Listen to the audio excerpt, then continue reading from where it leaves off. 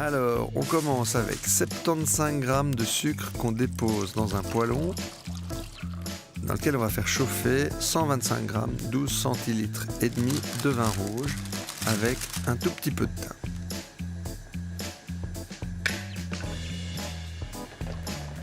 Dans un bol, on dépose les fruits rouges avec là aussi 125 g de Porto cette fois. Et avec un mixeur plongeur, on mélange le tout.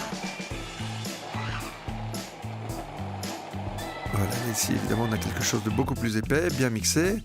On laisse infuser le vin là une petite dizaine de minutes. Une fois que c'est fait, on dépose dans un bol, évidemment en prenant garde d'enlever le thym, et on fait refroidir pendant le temps qu'il faut au réfrigérateur.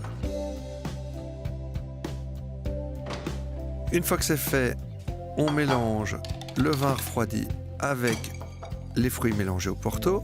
Voilà, on mélange bien dans le bol et on va déposer dans un plat pour que ça refroidisse plus vite évidemment au congélateur. Voilà, le plus facile pour faire ce genre de granité, c'est faire la veille. Comme ça, on est sûr que après une nuit, c'est vraiment bien figé. Voilà, il faut avoir quelque chose qui est bien pris.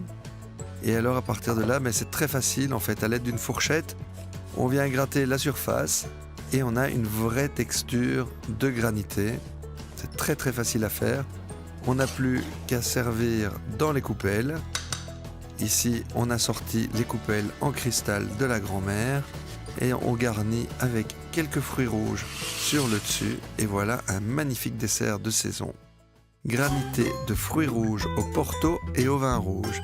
La recette, comme d'habitude, se trouve sur notre site delez.be. Bon appétit!